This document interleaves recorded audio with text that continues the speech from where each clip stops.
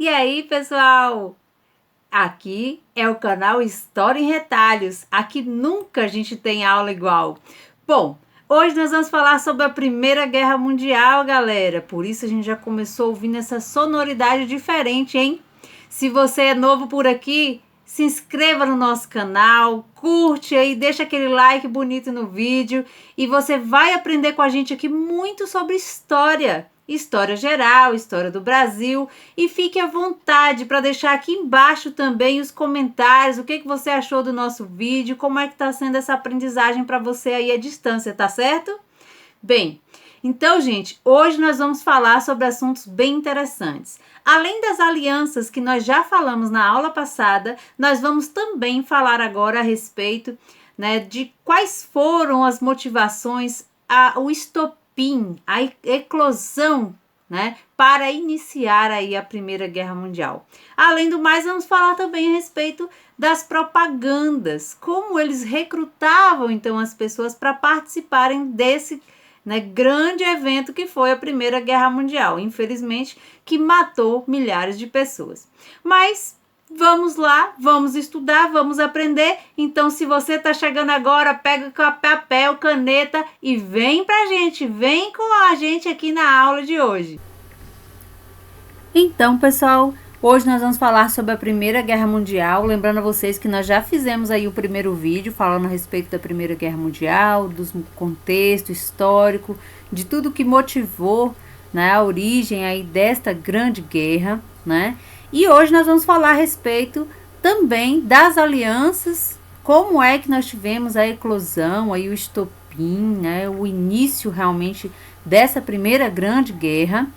E vamos falar do processo da paz armada que se iniciou aí, né, antes desse início, né, da questão da propaganda de guerra, né, que era um dos mecanismos utilizados aí pelos países envolvidos, né, e especialmente trouxe para essa aula de hoje aí um dos meus personagens que já visitou as aulas de história, que foi Tio Sam. Nós vamos também falar um pouco a respeito, né, dessa participação aí de Tio Sam na Primeira Guerra Mundial. Bem, quero chamar a atenção de vocês para que a gente possa, então, né, prestar mais atenção a esse período, né? É um período de evolução da indústria da morte.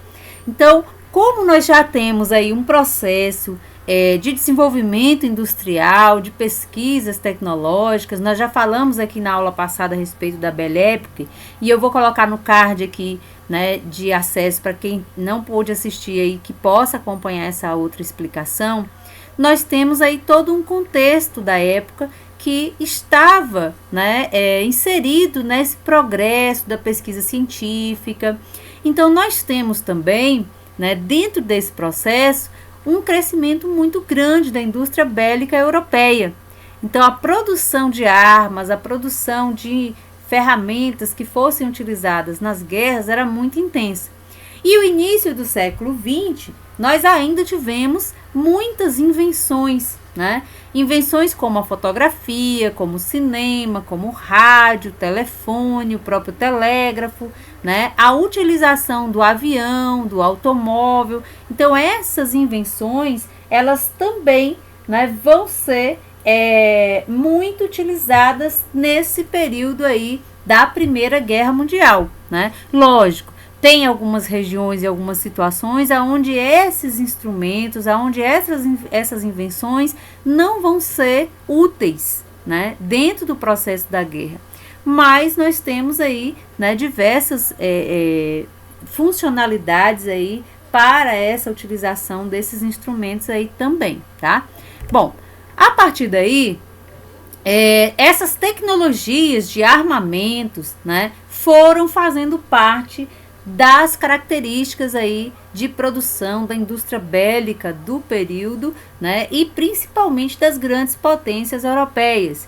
Então, a utilização e a fabricação de metralhadoras, vários tipos de metralhadoras, bombas explosivas, lança-chamas, gases tóxicos e tanques de guerra passaram a ser utilizados e passaram a ser cada vez mais pesquisados materiais que fossem aí utilizados nessas batalhas. Então, essa tecnologia, né, passou a ser cada vez mais intensa. E hoje nós sabemos, né, que qualquer país, né, que se envolva em um conflito, em uma guerra, eles vão estar utilizando, né, ferramentas, vão estar utilizando armas cada vez mais potentes, né, destruindo, né, o seu inimigo, destruindo a cidade, destruindo a população, né, de forma ainda mais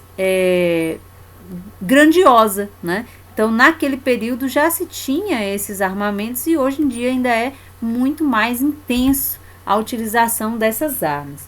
Uma outra questão aí, né, que eu chamo a atenção é para quem teria financiado o desenvolvimento dessa indústria bélica, né?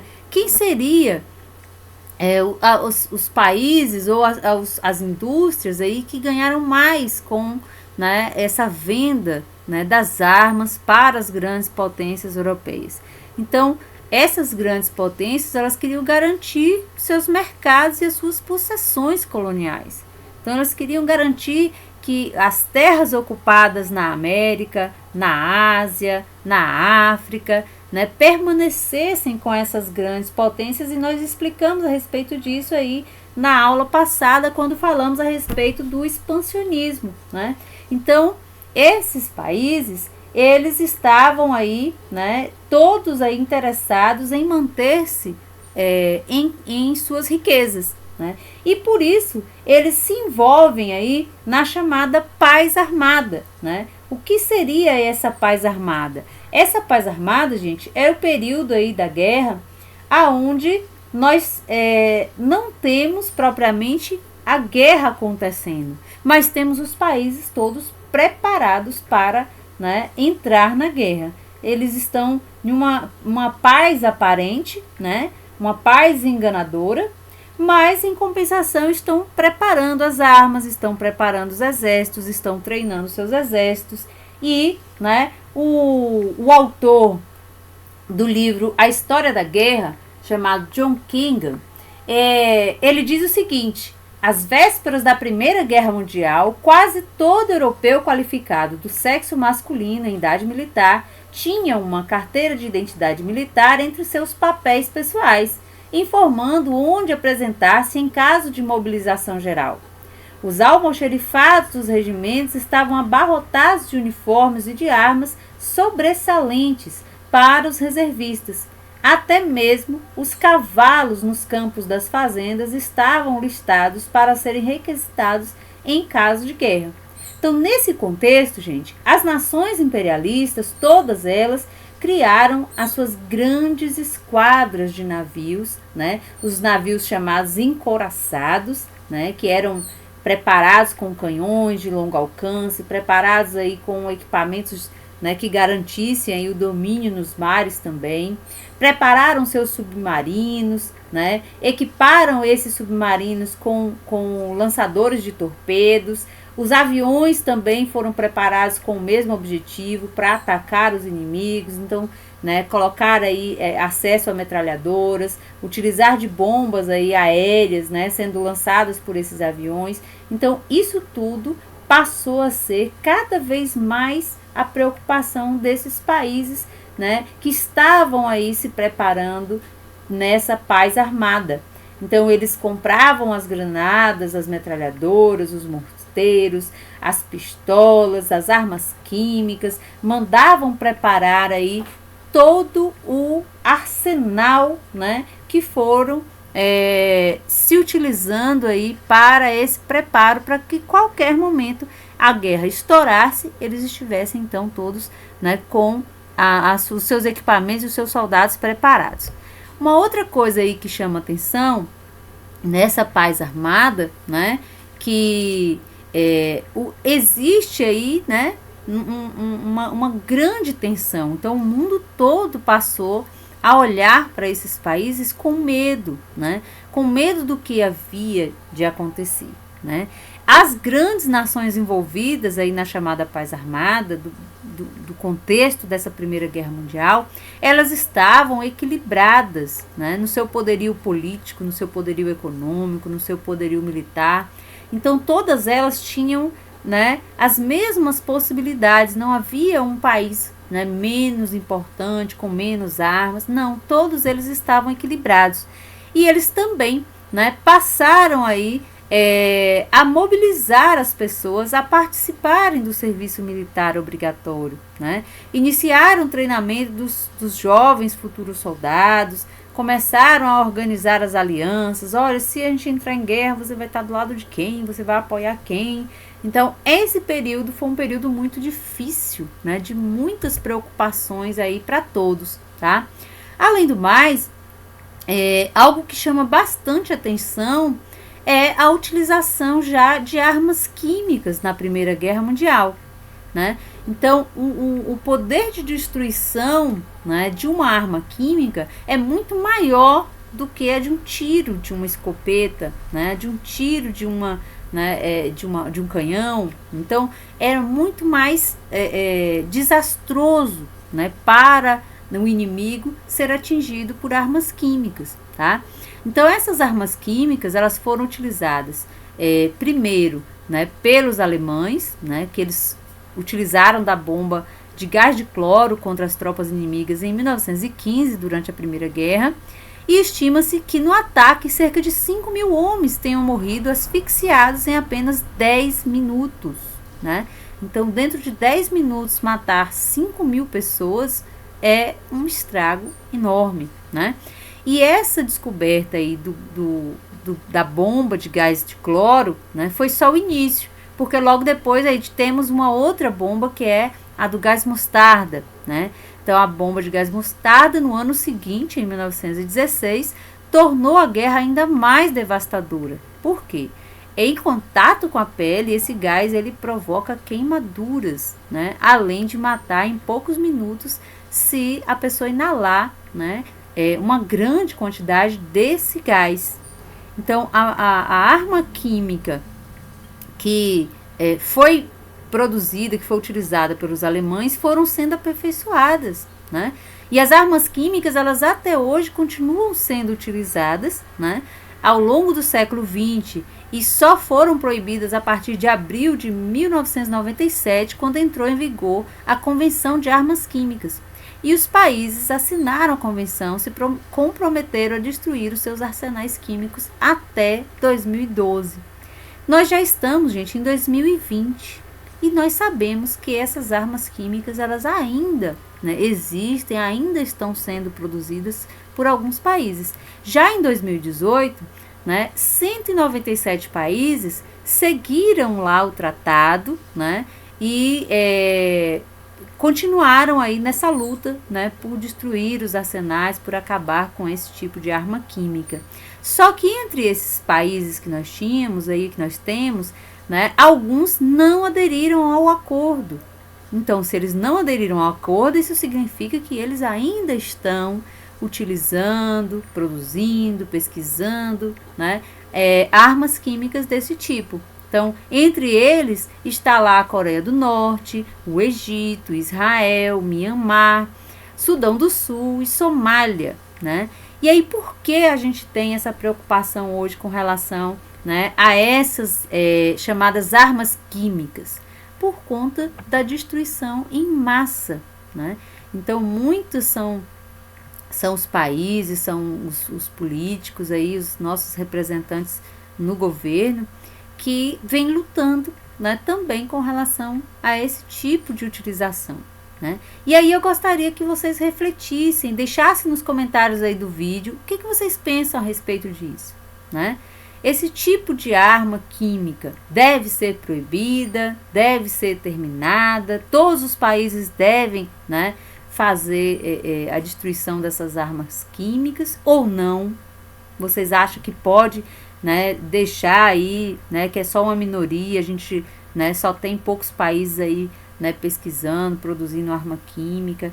Vocês acham, né, que deve ser proibido ou que não deve ser proibido? A arma química pode ser uma né, um mecanismo importante num período de guerra, tá? Então deixa aí nos comentários mesmo a opinião de vocês que eu quero saber, tá certo? Bem, agora, gente, vamos para a eclosão da guerra, tá? Então, o que motivou o estopim, né? Começar logo a guerra e os países que estavam lá só se preparando e pesquisando como é que ia ser, quais armas iam utilizar, como é que eles resolveram então entrar, né? E partir logo para a guerra. Isso tudo, gente, aconteceu a partir de um fato, né? De um assassinato. Então, em 28 de junho, né? De 1914, nós tivemos o arquiduque austríaco Francisco Ferdinando, que era herdeiro da coroa do Império Austro-Húngaro, que estava visitando a cidade de Sarajevo, na Bósnia, né? Ele e a sua esposa foram assassinados, né? Tudo indica, né? Tudo leva a crer que, né? Foram assassinados aí a mando, então, né? Do grupo inimigo, né? Então, quem assassinou foi um estudante, né? Foi preso, o estudante nacionalista sérvio bósnio, chamado Gavrilo Princip, né? E ele, então, assumiu a culpa. Como ele era um estudante, né, da Sérvia, que tinha assassinado, né, um herdeiro do Império Austro-Húngaro, aí você já imagina logo a confusão que isso tudo deu, porque na aula passada nós já falamos a respeito aí, né, de quais eram as ligações, né, as questões relacionadas aí aos nacionalismos que existiam e os movimentos nacionalistas que existiam, né, que tudo era motivo para os países, então, né, entrarem em guerra. Então, esse foi um motivo ainda mais forte, porque assassinaram o herdeiro de um dos impérios, né, que estavam aí desejosos aí de manter o seu território. Então vamos aí ver mais informações a respeito disso. Ó. Essa daí é uma imagem clássica que mostra então, né, o momento do assassinato, quando o herdeiro Francisco Ferdinand e a sua esposa, a duquesa Sofia de Hohenberg, eles são, né, assassinados.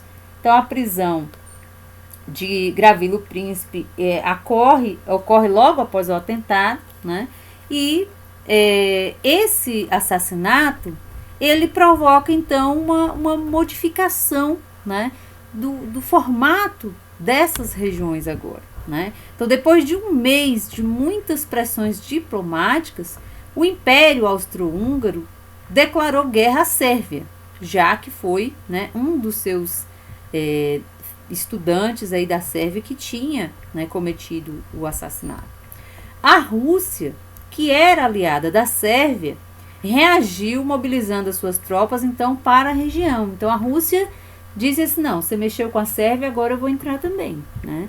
E aí passa aí, né, a defender a Sérvia. A França, que integrava o mesmo bloco da Rússia, também mobilizou as suas tropas e, né, mais uma vez se pôs aí nessa situação aí de luta, né, com relação aí ao Império Austro-Húngaro. Por sua vez, gente, do outro lado, quem é que estava apoiando o Império Austro-Húngaro? A Alemanha.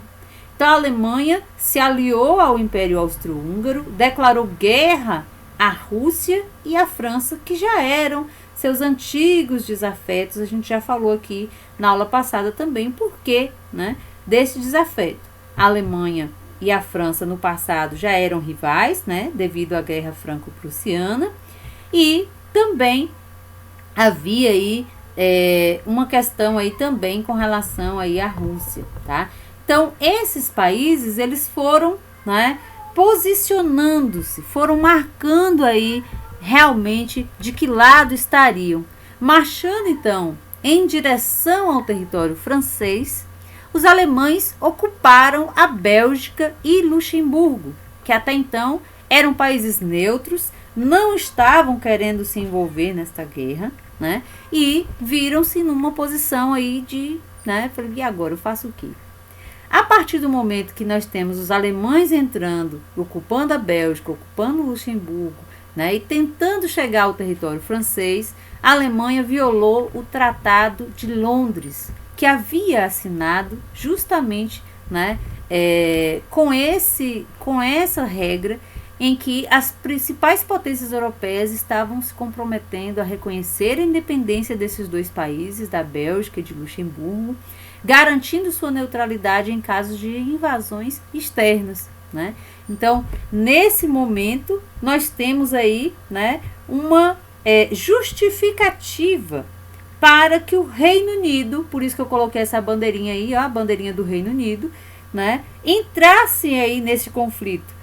Então, o Reino Unido disse assim, olha, você quebrou com o nosso tratado assinado em Londres, né?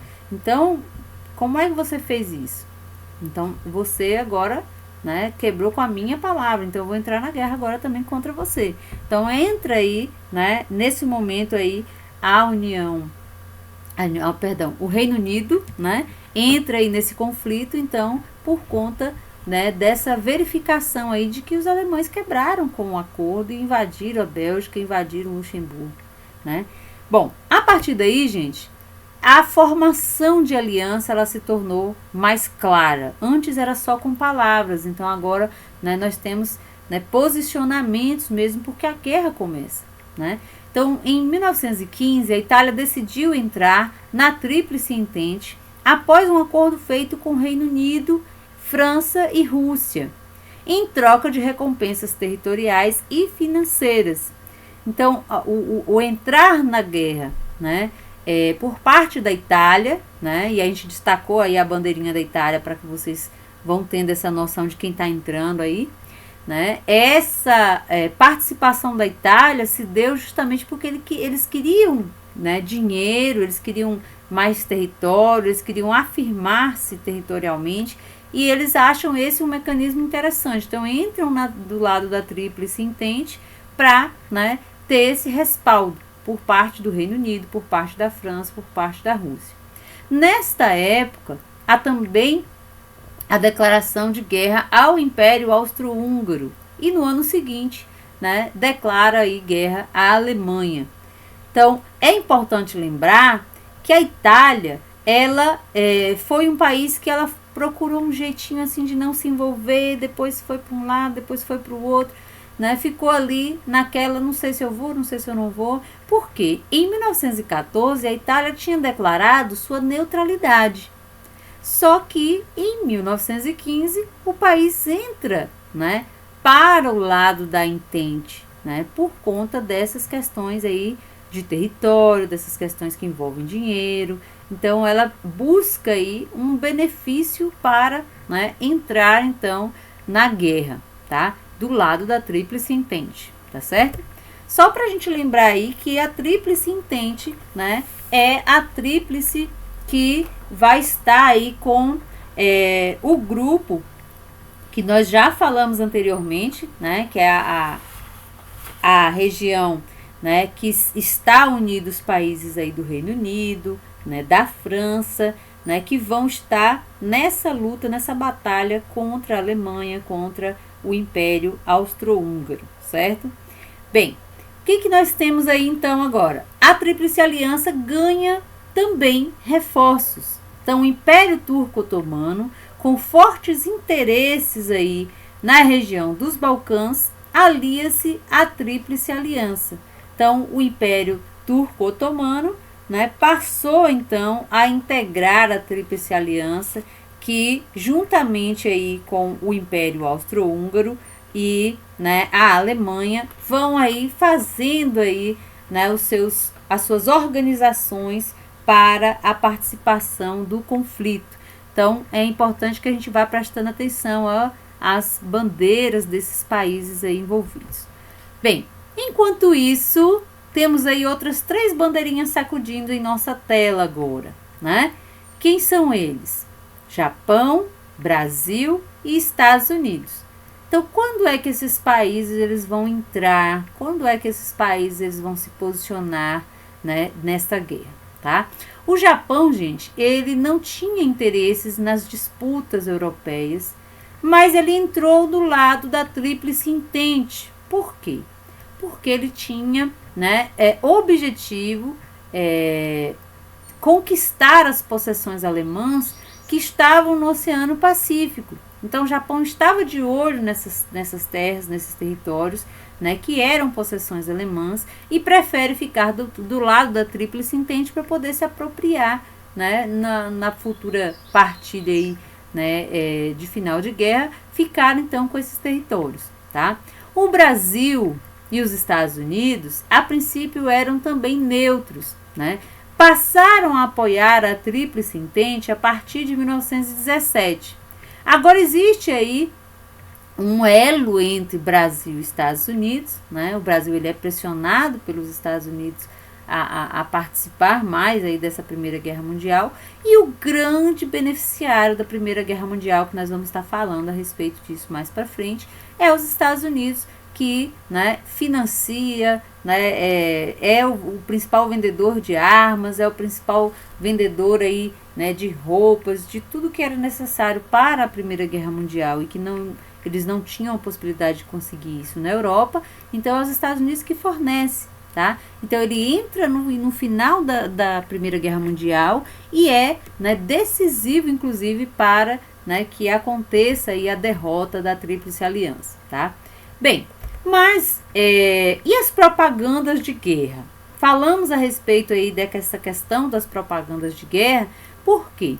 Para que as pessoas tivessem êxito aí, tivessem sucesso na guerra, elas precisavam então do apoio da população. E como convencer as pessoas a irem, né, para a guerra, a colocarem lá a sua vida à disposição, né, dos governantes? Então as nações beligerantes, né, as nações que se envolviam na guerra, tinham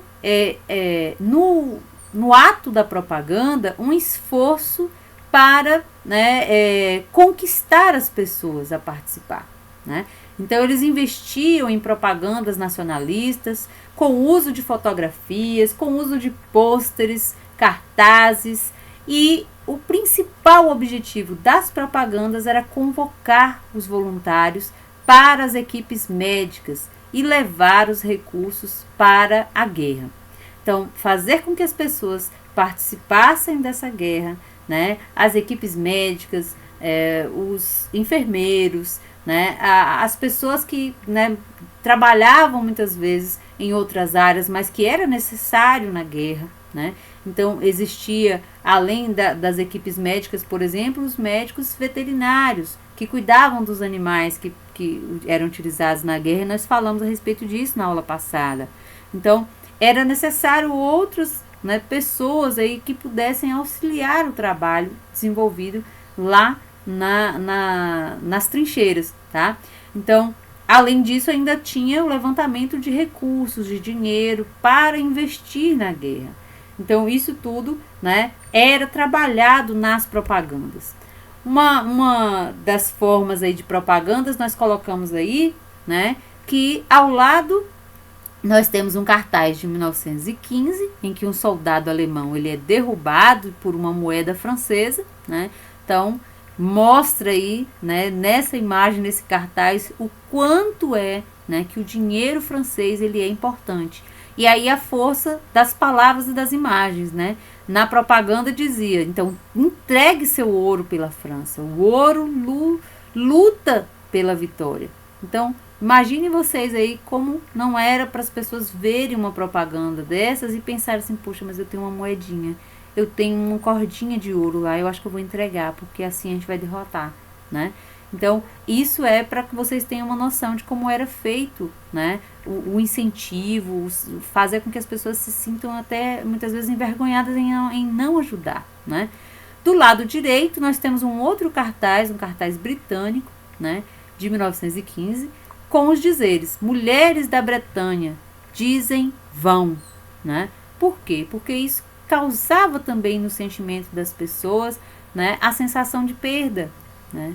Então, as mulheres que ficavam em casa, enquanto os filhos, os maridos iam para as batalhas, né? Então, isso era muito angustiante, muitas pessoas não queriam, né, ver os seus filhos, os seus maridos irem para longe, irem para a guerra, porque a maioria das pessoas iam e não voltavam, né? Então isso era notório, as pessoas tinham que trabalhar a mente, trabalhar o imaginário delas, né, com relação a isso também. E isso era feito através dos cartazes, tá? Bem, e nas propagandas eram utilizadas, né, com frases impactantes, com frases pequenas. A maior parte da população ainda era uma população que não dominava, né, o ler e escrever, então muitos analfabetos ainda, dialogando diretamente com o povo e seduzindo, né, principalmente com as imagens. As imagens falam muito mais do que as frases. Então, passavam a mensagem de unanimidade nacional, né, aquela ideia de que eu pertenço a um povo e o meu povo precisa vencer, né? Ou seja, todos concordavam com o esforço de guerra. Então, todos tinham que se unir, cada um fazer sua parte para que os países saíssem vencedores, tá? Então, no caso do Reino Unido, a propaganda serviu para criar estratégias utilizando cartazes de convocação durante todo o conflito, anunciando sempre a ameaça de uma invasão alemã à ilha. Então, o dizer para a população, olha, se você não nos ajudar, nossa ilha vai ser tomada pelos alemães. E aí agora dizer quem eram esses alemães, né? Então, a propaganda também teve esse papel. Aliás, que a Alemanha foi muito atacada e estereotipada pelos pôsteres produzidos pelos países da Tríplice Entente, principalmente por causa da quebra do Tratado de Londres. Então, eles mostravam nos cartazes a ideia, né, de um alemão traidor, né, de um alemão que quer tomar tudo, que quer, né, se apossar de tudo. E a união, né, dos países contra, né, principalmente a Alemanha. Então, nos cartazes eles dão uma ênfase muito grande a isso.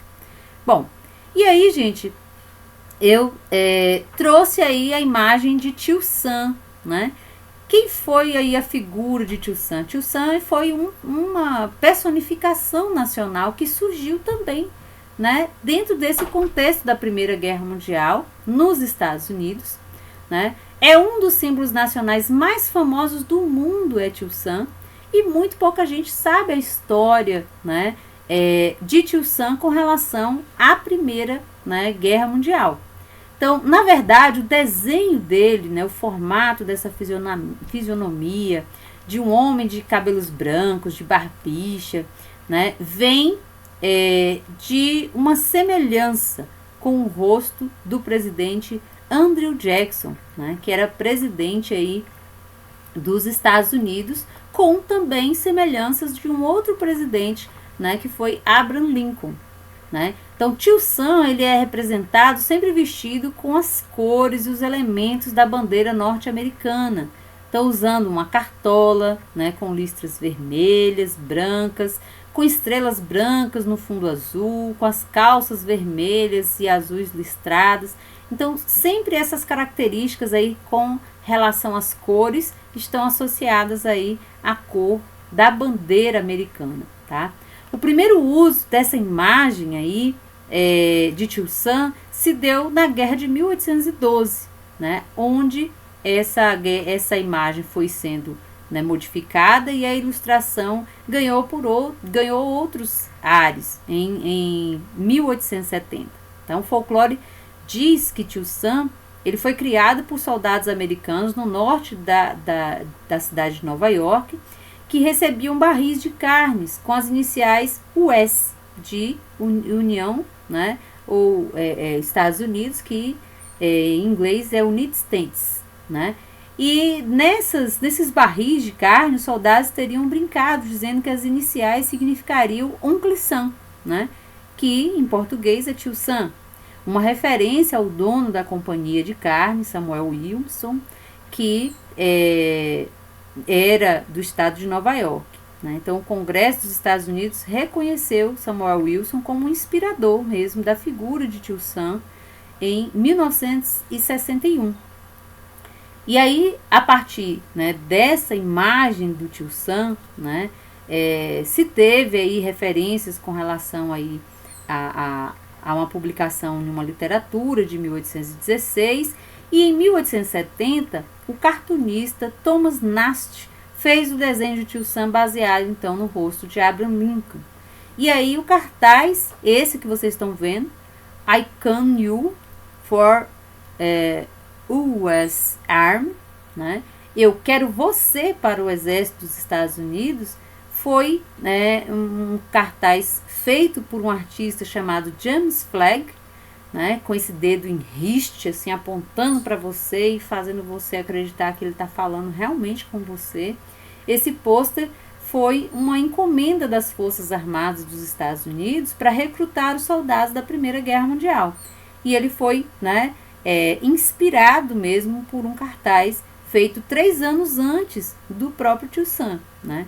Então, o conflito, assim que começou, eles, né, utilizaram aí desse cartaz de James Flagg e passaram a chamar a atenção aí para, né, que as pessoas viessem participar dos exércitos, né, viessem formar parte dos exércitos que enfrentaria, né, a Tríplice Aliança.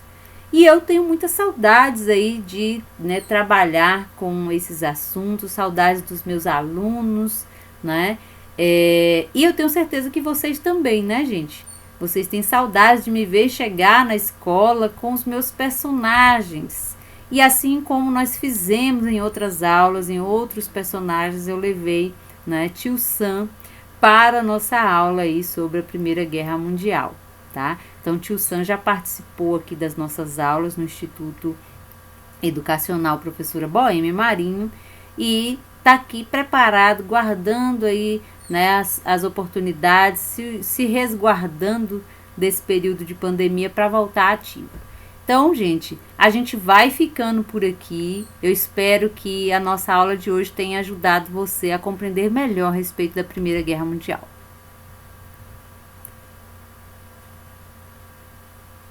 Então, pessoal, eu espero que vocês tenham gostado da aula de hoje. Hoje nós falamos sobre as alianças, sobre a eclosão, sobre a paz armada, não foi? E ainda trouxe para vocês aí informações sobre as propagandas utilizadas aí em períodos de guerra, especialmente aquela turma com saudade que eu apresentei para vocês, aonde eu levei aí o próprio Tio Sam, hein, para participar das nossas aulas. Mas em breve a gente está de volta, tá certo? O canal História em Retalhos vai ficando por aqui. E se você ainda não deixou o like no vídeo, aproveite agora. Deixa o like no vídeo, se inscreve no nosso canal e compartilhe com seus amigos, com as pessoas que querem também aprender mais a respeito da Primeira Guerra Mundial. Tchau!